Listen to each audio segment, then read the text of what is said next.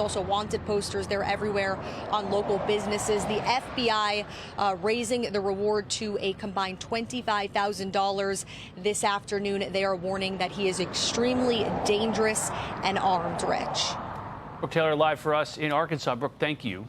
For more on this and also the continued search for inmates who broke out of a New Orleans jail, let's bring in Fox News contributor and former FBI Special Agent Nicole Parker. Nicole, thanks for joining us this afternoon. This is quite a case. This former police officer, how did he get this uniform, and what's going on in this search? How come they haven't found him yet? Well, that's a great question on how he got the uniform. Obviously, he disguised himself as some sort of corrections officer, law enforcement officer. He was able to fool the individual who let him out of that gate. And, you know, in law enforcement, we want things obviously to happen very quickly, but sometimes it does take time. And he has, you know, the advantage of a very rugged terrain in his near vicinity with the Ozarks. That's very difficult to search. And again, with the weather conditions, you know, law enforcement's doing the best that they can, but they are utilizing drones, canines, helicopters. And like was mentioned, the FBI has, you know, offered a reward for $20,000 leading to his arrest. And I can tell you that as an FBI agent, human intelligence is still the most valuable. If you see something, say something, do consider him armed and dangerous. Do not approach him. You know, remain safe with your families. I understand this is very, very uncomfortable. We've, you know, heard of many jailbreaks recently. It's not comforting to U.S. citizens, but it will get solved. I have no doubt in my mind. But let's give law enforcement some time. But of course, if you see something, say something, report the tips, and let law enforcement follow up on those. Yeah, you mentioned that, you know, you think he's going to get caught. I mean, he's surviving in the woods, it seems, in the Ozarks. I mean, yes, it's probably good terrain to hide in, but it's not the most hospitable territory, is it?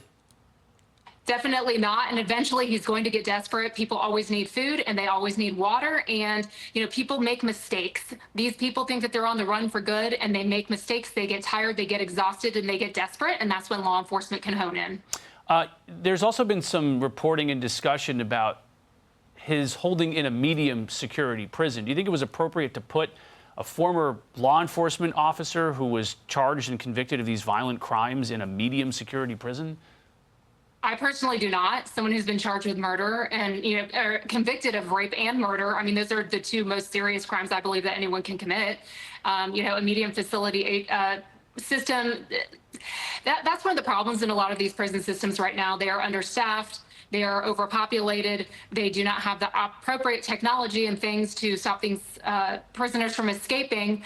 But again, people are doing the best that they can. Right now, my focus is let's get this person apprehended and everyone remains safe. And the family of the victims, too. I think they've said to local reporters that they're extremely nervous that he's out on the run. Of course they are. I mean, how much should law enforcement be making sure that they're protected? Oh, absolutely. I mean, that's number one priority for any law enforcement officer is to keep their community safe. And as members of the community, please follow law enforcement's instructions. Do not approach the individual. Call 911 if you see any sightings of who you may, might think that is the individual.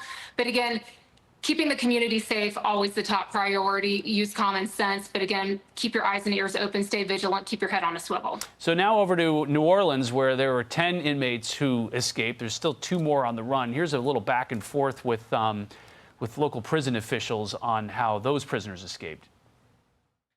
There have also been a number of problems since the escape actually happened. I know the sheriff's office isn't here today, but can any of y'all speak to why a decade-old state-of-the-art facility is in such shambles? We're not going to comment on the jail or any conditions prior to. We're just looking forward. We have 8 captured. I mean, we just talked about a minute ago, Nicole, how there are underfunded facilities, understaffed facilities, but this seems to be on the pretty extreme end of facilities that you've seen, no? Right. And I mean, again, I have not served in New Orleans, but I do have friends from the FBI who have served as special agents in the New Orleans area. And it is something that is a very serious problem there. New Orleans has, a lot that they deal with. There are histories of, people aiding and abetting individuals. There's a history of public corruption. And so I appreciate that the Attorney General there, Liz Murrell, is getting in there and she's taking charge of the investigation. And she's looking for accountability and she's looking to fix these problems. Do you think that, you see a jailbreak like this, 10 at a time? Have you ever seen anything that's been, this large in scale, this many people breaking out of jail at the same time? Not in recent history, not that I'm familiar with, no. But again, that was a very calculated escape. The data says that between 2019 and 2023, within the federal system, nearly 1,400 people have been sentenced for, prison or jail escapes. And that's in the federal system alone. Those are people that were sentenced according to the United States Commissioning Service and Reports. And so again, this is not something new, but to have that many individuals from one system, yes, that should give everyone pause. They need to get in there, they need to fix that. That is a serious problem. All right, Nicole Parker, thanks so much for joining us this afternoon. My pleasure. Thank you.